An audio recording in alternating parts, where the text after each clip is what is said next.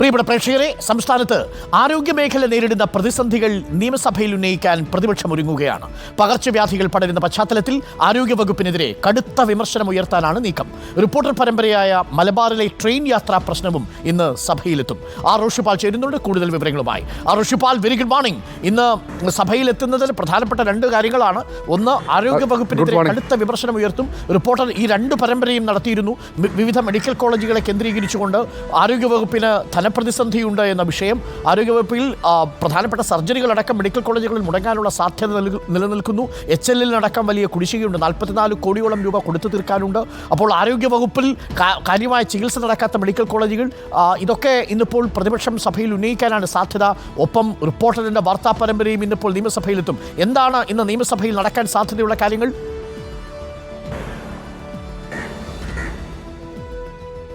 അരുൺകുമാർ, ഒന്ന്, സംസ്ഥാനത്ത് പകർച്ചവ്യാധികൾ പടർന്നു പിടിക്കുകയാണ്.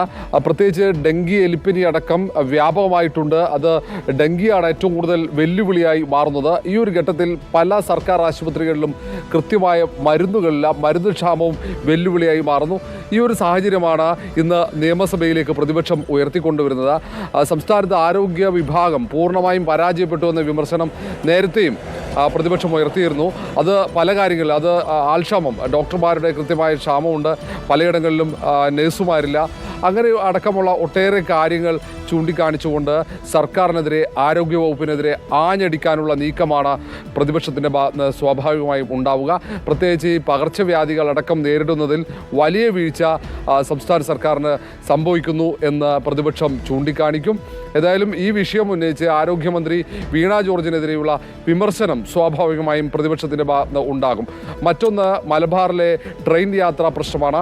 അത് തുടർച്ചയായി റിപ്പോർട്ടർ തന്നെ അത് പുറത്തു കൊണ്ടുവന്നു. അതിൻ്റെ ദൃശ്യങ്ങൾ, യാത്രക്കാരുടെ പ്രതികരണങ്ങൾ, അവർ അനുഭവിക്കുന്ന പ്രയാസങ്ങൾ ഉൾപ്പെടെ പുറത്തേക്ക് എത്തിച്ചു. ആ വിഷയം ഇന്ന് സഭയിൽ നാദാപുരം MLA EK വിജയനാണ് കോളിംഗ് അറ്റൻഷനായി, ശ്രദ്ധ ക്ഷണിക്കലായി ഉന്നയിക്കുക. ആ വിഷയവും ഇന്ന് സഭയിൽ പ്രധാന ചർച്ചയായി മാറും. ഇന്നും നമ്മൾ ആ വിഷയം ചർച്ച ചെയ്യുന്നുണ്ട്. ഇതിൽ ഏറ്റവും പ്രധാനപ്പെട്ട മറ്റൊരു വിഷയം മുതലപ്പുഴയിൽ തുടർച്ചയായിട്ടുണ്ടാകുന്ന അപകടങ്ങളാണ്. അപകടങ്ങൾ ആവർത്തിക്കുന്നു. സർക്കാർ മത്സ്യത്തൊഴിലാളികൾക്ക് പ്രശ്നപരിഹാരം നൽകുമെന്ന ഉറപ്പ്, അതിന് പിന്നാലെ തന്നെ വീണ്ടും അപകടം സംഭവിക്കും. മത്സ്യത്തൊഴിലാളികൾ സമരത്തിലേക്ക് ഇറങ്ങുന്ന സാഹചര്യം, ഇത് ആവർത്തിക്കുന്ന ഒരു പശ്ചാത്തലമാണ് ഇന്ന് സഭയിൽ ചോദ്യോത്തരവേളയിൽ ഈ വിഷയം ചോദ്യങ്ങളായി പ്രതിപക്ഷവും ഭരണപക്ഷവും ഉന്നയിക്കുക.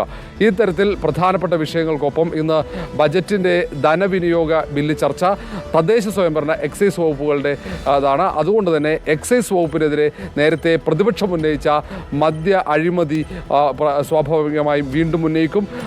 മന്ത്രിക്കെതിരെ വിമർശനമുയർത്തും. നേരത്തെ ടൂറിസം മന്ത്രിക്കും ഒപ്പം എക്സൈസ് മന്ത്രിക്കെതിരെ കടുത്ത വിമർശനമാണ് പ്രതിപക്ഷം സഭയിൽ അടിയന്തര പ്രമേയമായി ഉയർത്തിയത്. സമാനമായ വിഷയം ബജറ്റ് പ്രസംഗത്തിൽ പ്രതിപക്ഷങ്ങൾ ഉന്നയിക്കും. Thank you Roshipal. ഇന്ന് നിയമസഭയിൽ സംഭവിക്കാൻ സാധ്യതയുള്ള കാര്യങ്ങളാണ് റോഷിപാൽ പ്രേക്ഷകരിലേക്ക് എത്തിച്ചത്. തിരുവനന്തപുരത്ത് നല്ല കാലാവസ്ഥയാണെന്ന് തോന്നുന്നു. റോഷിപാൽ തെളിഞ്ഞൊരു അന്തരീക്ഷത്തിലാണ് ഈ കാര്യങ്ങളൊക്കെ വിശദീകരിച്ചത്. റോഷിപാലിന് പ്രത്യേകം സന്തോഷമുള്ള ഒരു കാര്യം, വടക്കൻ കേരളത്തിലേക്ക് ഇന്നൊരു ട്രെയിൻ അനുവദിച്ചിട്ടുണ്ട്. കോഴിക്കോട് വടകര ഭാഗത്തേക്ക് റോഷിപാൽ സ്ഥലം സഞ്ചരിച്ചുകൊണ്ടിരുന്ന ആ തിരക്കുള്ള യാത്രകൾ റോഷിപാൽ നേരത്തെ ഓർമ്മിച്ചെടുത്തിരുന്നു. ഇന്ന് വടക്കൻ കേരളത്തിലേക്കൊരു തീവണ്ടി കൂടി അനുവദിക്കുമ്പോൾ അത് റിപ്പോർട്ടറിനും സന്തോഷമുള്ള കാര്യമാണ്. പ്രിയപ്പെട്ട പ്രേക്ഷകർക്കൊപ്പം വടക്കൻ കേരളത്തിലെ യാത്രാ ദുരിതം അധികൃതരുടെ ശ്രദ്ധയിലെത്തിച്ചത് റിപ്പോർട്ടറിൻ്റെ വാർത്താ സംഘം കൂടിയാണ്. വരും ദിവസങ്ങളിലും റിപ്പോർട്ടർ ഈ ക്യാമ്പയിൻ ഏറ്റെടുക്കും. മാത്രവുമല്ല, ഈ ട്രെയിൻ കാസർഗോഡ് വരെ നീട്ടണം എന്ന ആവശ്യവുമുണ്ട്. ഈ ട്രെയിൻ മാത്രം പോരാ, കൂടുതൽ മെമു അടക്കം കൂടുതൽ പാസഞ്ചർ ട്രെയിനുകൾ കാസർഗോഡ് ഷൊർണൂർ ബെൽറ്റിൽ ഓടണം എന്നതാണ് നമ്മളുടെയൊക്കെ ആഗ്രഹം. അതിന് സർക്കാർ കനിയും എന്നാണ് നമ്മുടെ പ്രതീക്ഷ. ഇന്ന് നിയമസഭയിൽ ഈ വിഷയം ഉന്നയിക്കുന്നുണ്ട്.